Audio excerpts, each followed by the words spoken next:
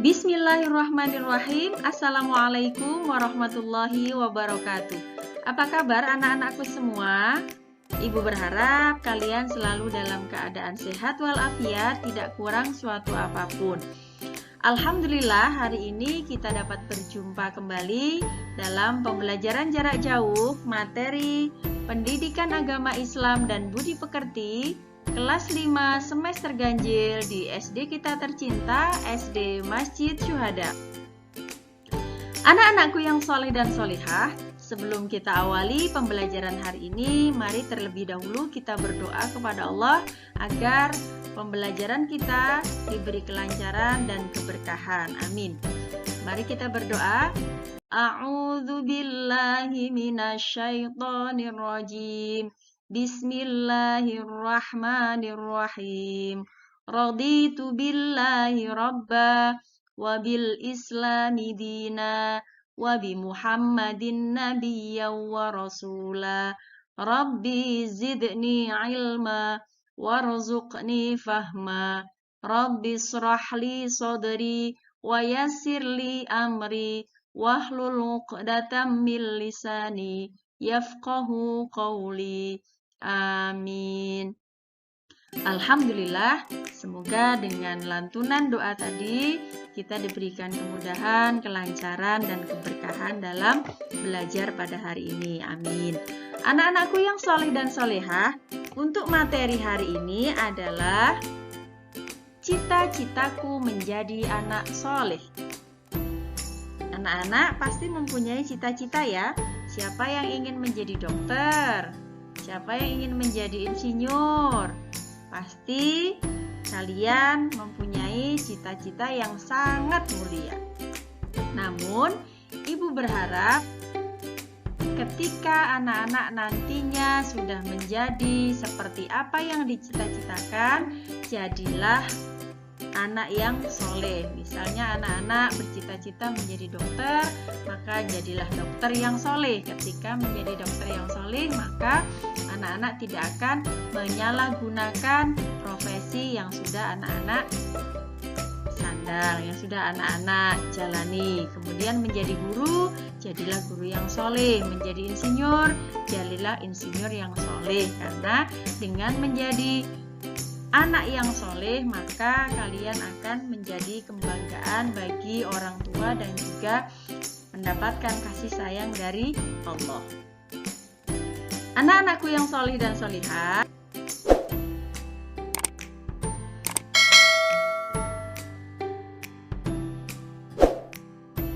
kompetensi dasar pada pembelajaran hari ini adalah memahami makna perilaku jujur dalam kehidupan sehari-hari, memahami makna hormat dan patuh kepada orang tua dan guru, memahami makna saling menghargai sesama manusia, menunjukkan perilaku jujur dalam kehidupan sehari-hari, mencontohkan perilaku hormat dan patuh kepada kedua orang tua dan guru, dan mencontohkan sikap saling menghargai sesama manusia. Inilah kompetensi dasar yang harus kita kuasai pada materi hari ini.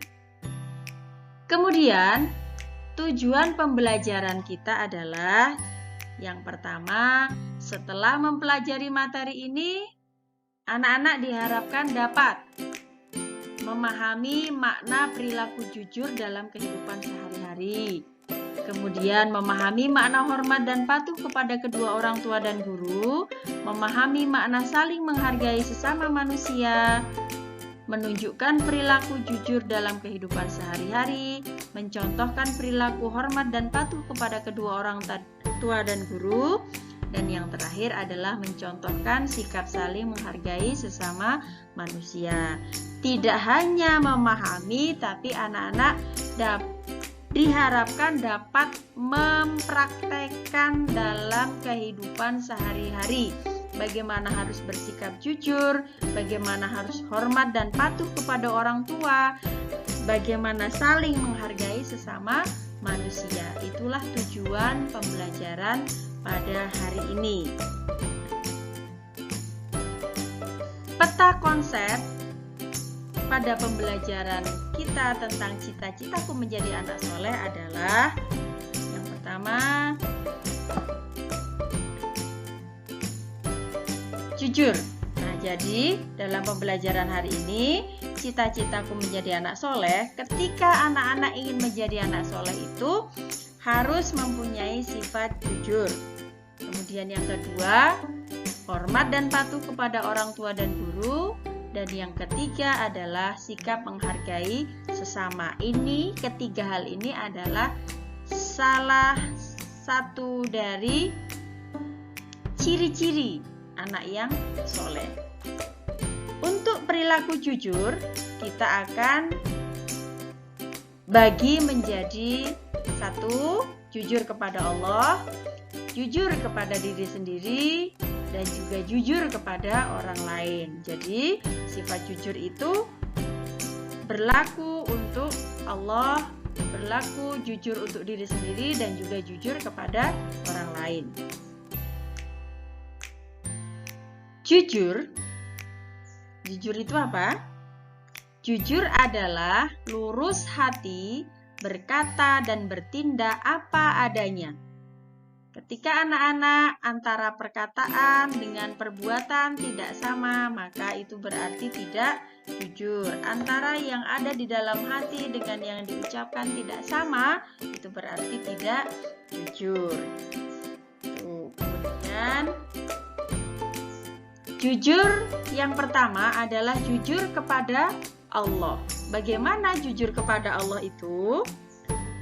Yang pertama adalah melaksanakan perintah Allah dan menjauhi larangan Allah. Apa-apa yang Allah perintahkan kita laksanakan, dan apa yang dilarang oleh Allah maka kita jauhi. Itu adalah salah satu perilaku jujur kepada Allah. Yang kedua, berdoa memohon hanya kepada Allah. Ketika kita memohon kepada Allah, namun kita juga memohon kepada hal yang lain, percaya kepada hal yang lain, maka berarti kita tidak jujur kepada Allah. Misalnya kita berdoa kepada Allah, tapi kita juga pergi mendatangi orang lain. Misalnya ada barang kita hilang, kemudian kita pergi kepada orang pinter. Seperti itu berarti kita juga tidak jujur kepada Allah. Selanjutnya, selalu berperilaku baik kepada orang lain. Nah, 3 hal ini adalah salah satu bentuk jujur kita kepada Allah. Kemudian jujur kepada diri sendiri.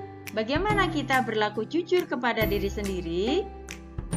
Yang pertama, tidak menyalahkan orang lain. Ketika kita berbuat kesalahan, kita tidak melimpahkan kesalahan itu kepada orang lain. Kemudian yang kedua, rendah hati. Rendah hati, tidak sombong. Kemudian menyadari kekurangan dan kelebihan diri sendiri. Kita harus sadar bahwa setiap manusia itu mempunyai kelebihan dan kekurangan. Tidak selamanya kita selalu benar, kita selalu baik. Ada kalanya kita pernah berbuat kesalahan, karena manusia itu adalah tempatnya salah dan lupa. Kemudian mengakui kesalahan dan meminta maaf. Jika kita berbuat salah, jangan menyalahkan orang lain, namun akuilah kesalahan tersebut, kemudian meminta maaf. Dan yang terakhir adalah berperilaku baik dimanapun, kapanpun, kepada siapapun. Ini adalah perilaku jujur kepada diri sendiri. Kemudian jujur kepada orang lain. Yang pertama, menceritakan sesuatu sesuai dengan keadaan yang sesungguhnya. Ketika kita menceritakan hal kepada orang lain tidak sesuai dengan kenyataannya, maka berarti kita sudah berbohong. Kemudian menjawab pertanyaan dengan yakin dan tidak terburu-buru. Dan yang selanjutnya, mempunyai sifat yang tenang, tidak gerusa-gerusu, tidak terburu-buru begitu. Lalu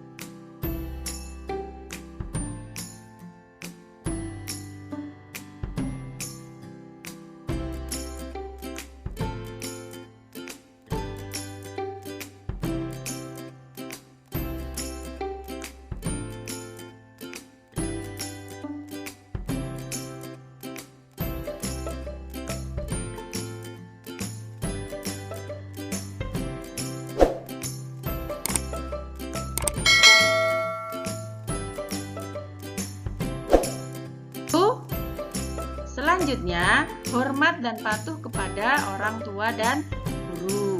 Kita bahas yang pertama, bagaimana kita hormat dan patuh kepada orang tua. Belajar dengan tekun. Anak-anak, tugas kalian yang utama adalah belajar. Ketika kalian belajar dengan tekun, menjaga amanah dari orang tua kalian bekerja, banting tulang untuk membiayai kalian sekolah, kemudian kalian belajar dengan sungguh-sungguh, belajar dengan tekun, berarti kalian sudah menjaga amanah orang tua dan berbuat baik kepada kedua orang tua. Selanjutnya, berpamitan saat akan pergi. Ketika akan pergi kemanapun, pamitlah kepada bapak ibu kalian di rumah. Bapak, ibu, saya mau pergi ke rumah teman, saya mau pergi ke toko buku atau kemana. Silahkan berpamitan agar mereka tidak bingung. Kemudian membantu pekerjaan rumah, menyapu, mencuci piring, kemudian menyiram tanaman. Itu adalah salah satu bentuk dari hormat dan patuh kepada orang tua. Selanjutnya, kepada guru. Memperhatikan saat sedang diterangkan. Nah, ketika anak-anak belajar di kelas ataupun sekarang ini dalam pembelajaran jarak jauh, ketika ada Zoom meeting, ketika ada Google Meet atau menyaksikan video, maka perhatikanlah itu betul-betul dengan baik, diperhatikan dengan baik. Jangan bapak ibu gurunya berbicara, anak-anak berbicara sendiri. Itu berarti tidak menghormati guru kita. Guru adalah orang tua kita ketika kita di sekolah. Kalau di rumah, kita bersama dengan orang tua kandung kita. Selanjutnya, mengucapkan salam saat berjumpa. Ketika berpapasan dengan bapak ibu guru atau dengan orang yang lebih tua, silakan mengucapkan salam. Assalamualaikum Bu, assalamualaikum Bapak. Lalu berbicara dengan sopan dan santun. Nah, demikian tadi cara berbuat baik atau hormat dan patuh kepada kedua orang tua dan guru. Anak-anakku yang soleh dan solehah, kemudian yang ketiga adalah menghargai orang lain. Bagaimana cara kita menghargai orang lain? Yang pertama, kita hargai pendapat mereka. Ketika mereka menyampaikan pendapatnya, misalnya dalam rapat atau dalam diskusi, mereka menyampaikan pendapat, dengarkanlah pendapat mereka, kita tampung, kita catat, kemudian nanti kita tentukan yang baik kita lakukan, yang mana kita musyawarahkan, jangan langsung ditolak.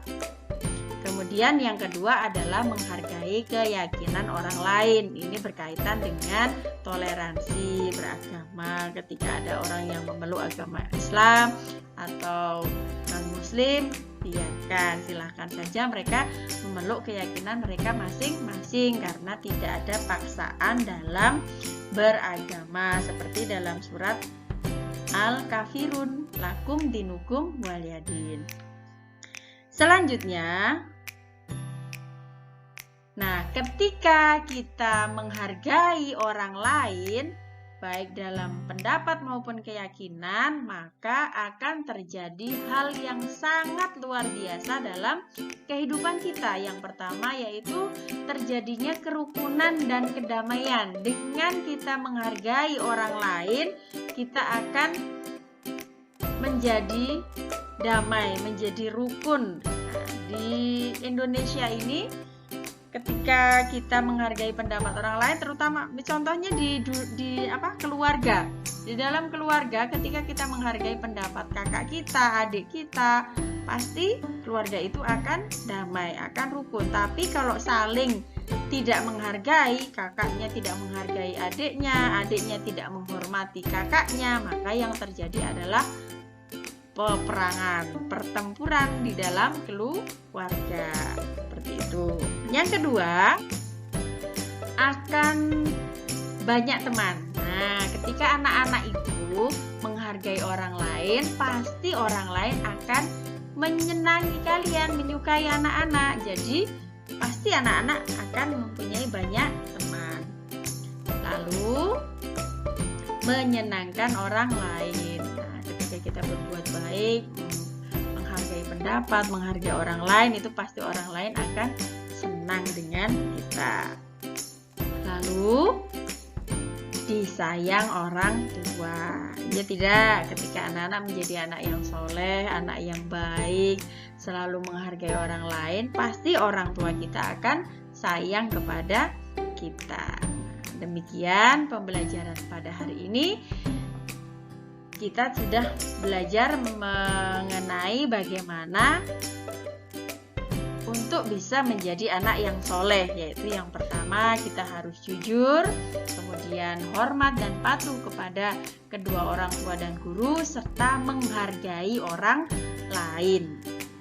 Jujur itu kepada Allah, kepada diri sendiri, dan juga kepada orang lain, menghormati orang tua dan guru, menghargai orang lain. Nah, ini dengan kita melakukan hal-hal tersebut, maka kita insya Allah akan menjadi anak-anak yang soleh dan soleha. Kapanpun, dimanapun, tetaplah menjadi anak yang soleh.